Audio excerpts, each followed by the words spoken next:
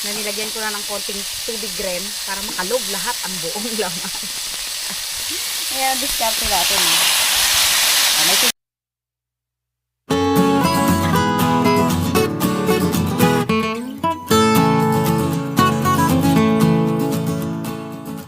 Hi guys! Welcome back sa aming channel ang KKK by Jeng and Dotep. And of course, it's me, your Ate Jeng. For today's video po, magluluto lang tayo ng isang napakabilis at napakasimpleng lutuin gamit ang tada!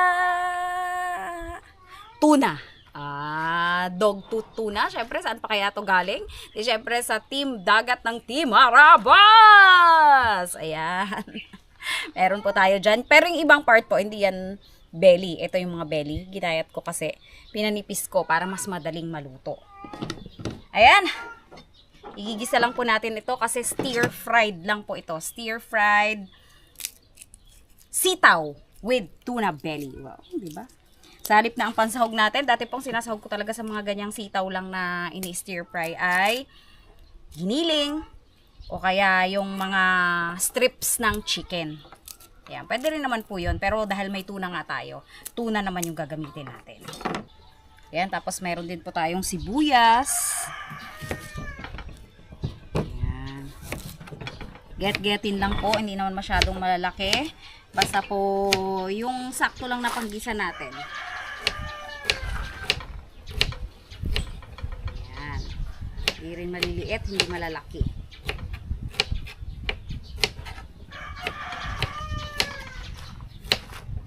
Ayan. At syempre yung ating sitaw ay puputol-putulin lang rin po natin. Hiwa-hiwain na lang natin ng medyo maiikli para madaling maluto. Wow, madaling maluto talaga. Madali lang naman talaga maluto ang sitaw actually. Tapos madali lang rin naman maluto ang tuna. Kaya mabilis lang to. Ito na lang mahaba-habang kutsilyo. Ikliin na lang natin ang ating mga sitaw. Gusto nyo may pa-slant-slant pa na style, okay lang yun. Pero ako hindi ko na islant-islant. May naiwan pala ako. Sayang pa rin to. Sayang aking naiwan. Okay. Ganyan lang po.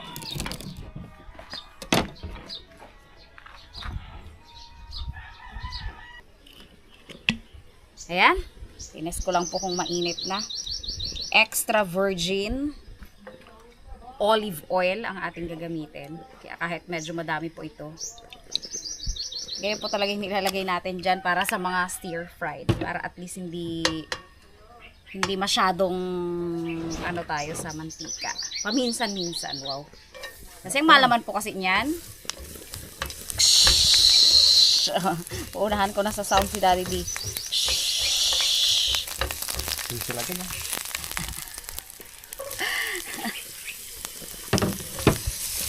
Gisa-gisa lang po natin para lumabas ang aroma. Pero iba rin ang iba rin po ang lasa kasi ng extra virgin olive oil. Yung kanyang lasa sa pagkain, may distinct taste talaga rin siya. Yung olive oil na yan. Ilabasin lang po natin yung aroma ng ating sibuyas at bawang. Kahit hindi naman po yung sobrang pinapa-golden brown. Yan. Ito po ay hinugasan ko na bago ko paghinayat. Ilagay na po natin.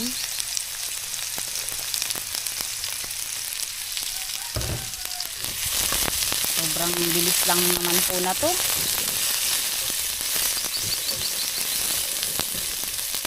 Yan. Habang pinapainit po natin dyan. Lagyan po natin ng mantika tuloy. Asin. Lagyan po natin ng asin. At paminta. Bukod po natin to. Bukod pa talaga, Pagsasabayin lang rin naman ng, Nahatsing ako sa paminta. Itong ating tuna. Lagyan din po natin ng asin. Para makita natin kung okay ang asin ng ng tuna, lagyan natin ng asin na agad dito. Nahatching ako sa paminta. Ilagay na rin po natin.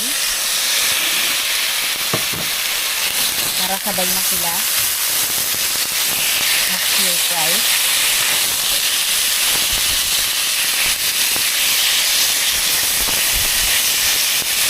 Pag medyo matigas lang po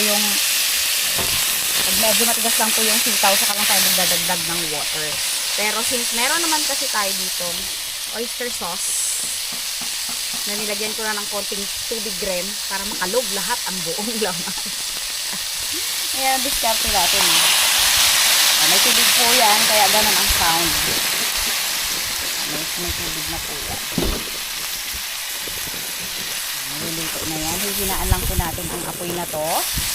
Mag-i-slow cooking lang po siya para lumabas po yung mantika ng ating tuna. Siyempre, lagyan pa po natin ng mga additional pampalasa. Lagi tayong may mga nakasupot na spices kasi din po na to, napakalaking tulong sa lasa ng pagkain. Magpapahatching na naman ako dito. Meron tayong paprika na hindi natin masyadong dadamihan kasi medyo umaanghang po ng konti. And then meron tayong bukas na lang natin ng ganyan, garlic powder. Masarap din po ito kapag may onion powder pa. Kasi yung onion ko nga po ay nanigas na onion powder. Nakalimutan kong ilagay sa ref. Okay. I-mix po natin para lahat ay magkaroon ng lasa. Tapos yan na po yun. Goods na yan. Goods na ito. Takpan lang po natin. And pag lumambot-lambot ang ating mga sitaw, goods na agad. Ayan, tingnan na natin after how many minutes. Na-stir fried na talaga siya. Ayan. Parang fried na. Oh, bango. Ayan, okay na po ito. Masarap din po ito doon noong nasa Marikina pa kami. Since marami talaga nabibiling salmon sa sa market. Salmon naman yung nilalagay ko. Ayan, okay na po ito. I-plate ko na po para makakain na kami.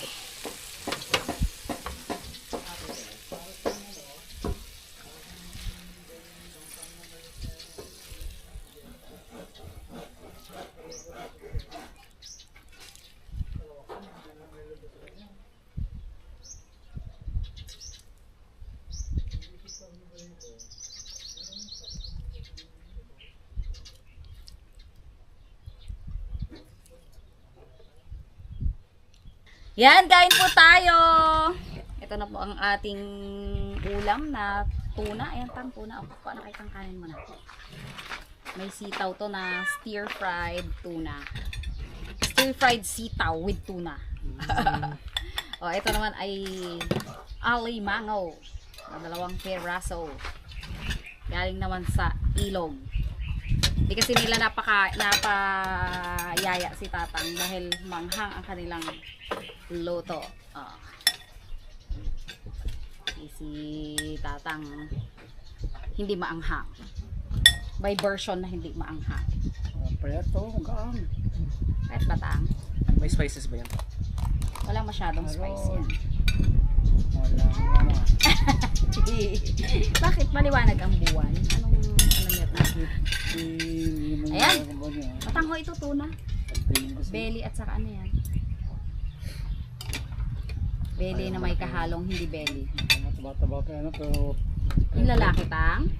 wala din. Tikman nyo tang ang ating tuna. Yan belly yung ibang tuna. Kaya medyo nagmamantika. Sarap. Sarap. Ito tuna yan. Sinabi si Lucana ni ito. Pero ba siya? Yung taba naman siya dun sa may buksan nga natin. Magyat pa rin eh. Medyo magaan. Medyo magaan niya siya. seasonal din po kasi talaga yung mga ano na matabang-mataba ang mga alimango. Usually pag madilim o maliwanag.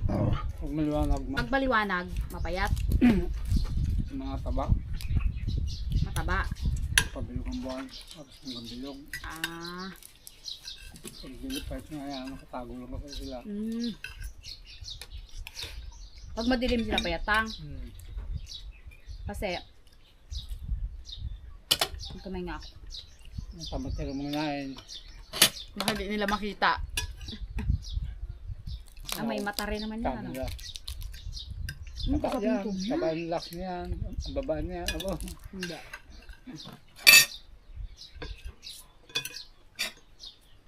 Ang sarap ng ano po. Testingan nyo rin. Ang gulay. Basta ito po ay masarap. Itong tuna po na to. Yung ganyang klase. Masarap din niya na tuna, yung salmon. Basta yung parang may mga omega 3 fatty acids. Yung tulingan. Yan, masarap siyang gantuhin. Nagmamantika kasi. Magkakaroon kasi ng mantika ang sarili.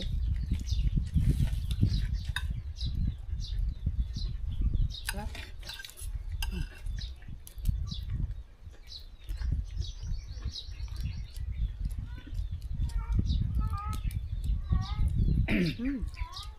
Anak, sarap. Siyempre. Isda eh. Ano naman yung si Otep sa isda eh. Mahilig.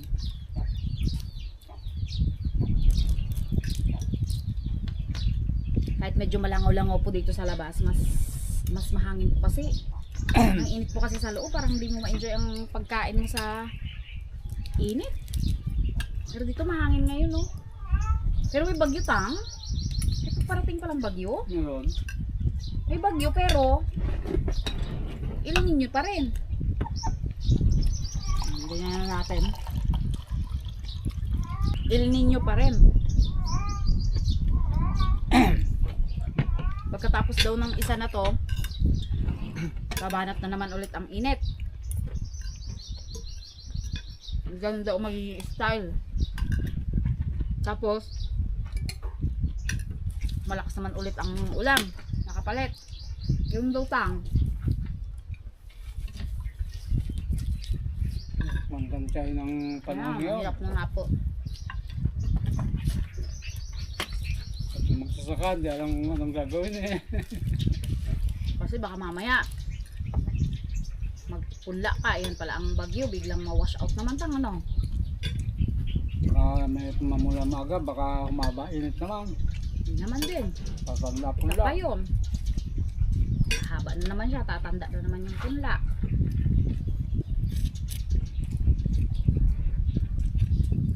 Hirap na hulaan ngayon tang hindi nung katulad nung araw. Basta pag ganitong petsa, goods na yan, diretso na yan. Yan ang ulam, magiyak ka na at wala daw. Tuloy-tuloy na. Pista ang nangalangaw ah. Sarap. Masarap po. Thank you so much ulit, Team Dagat, sa palaging pasalubong sa lahat. Pamilya. Kanya-kanyang ano yan. Kanya-kanyang supot.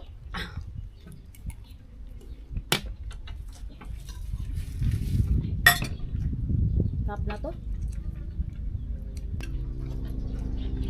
Ang laki kasi noon, nakita na panood yun naman po yun, ang laki kasi. Siyempre meron tayong mga share. Si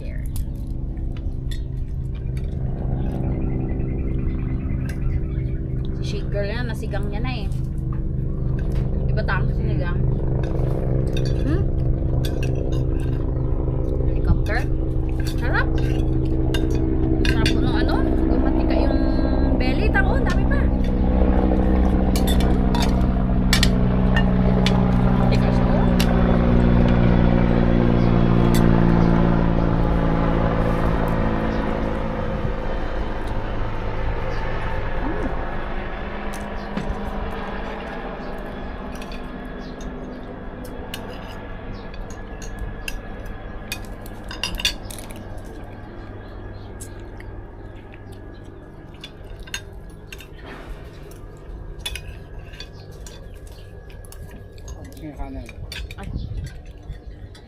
Ikaw nakani pa? May pa, oh. Ano pa?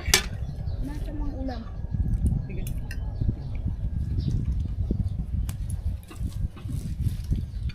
Tep.